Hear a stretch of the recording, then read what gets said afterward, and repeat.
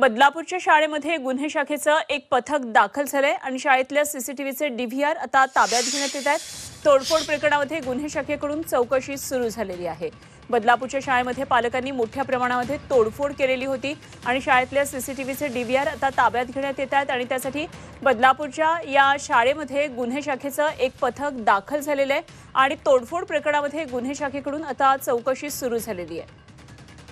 बदलापूरच्या ज्या शाळेमध्ये हा अनुचित प्रकार घडलेला होता, 2 लहान मुलींवर अत्याचार झालेले होते, त्यानंतर पालक प्रचंड संतप्त झाले होते।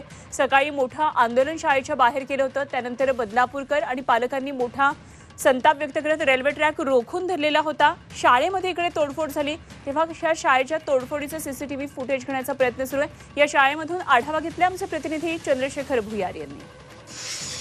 बदलापुरात 2 चिमुकलींवर झालेल्या अत्याचार प्रकरणात जी तोडफोड करण्यात आली होती त्याची आता चौकशीला वेग आलेला आहे। आपण पाहू शकतो की ज्या शाळेमध्ये ही तोडफोड करण्यात आली त्या शाळेमध्ये ठाणे क्राईम ब्रांचचं पथक दाखल झालेलं आहे आणि या पथकाने आता या शाळेमधील जे CCTV आहेत या CCTVचे जे DVR आहेत ते ताब्यात घेतलेले आहे आणि या DVRमधून जे काही आंदोलनकर्ते होते ज्यांनी या शाळेची तोडफोड केली त्यांचे चेहरे समोर येणार आहेत आणि त्याच्यानंतर या तपासाला वेग येणार आहे।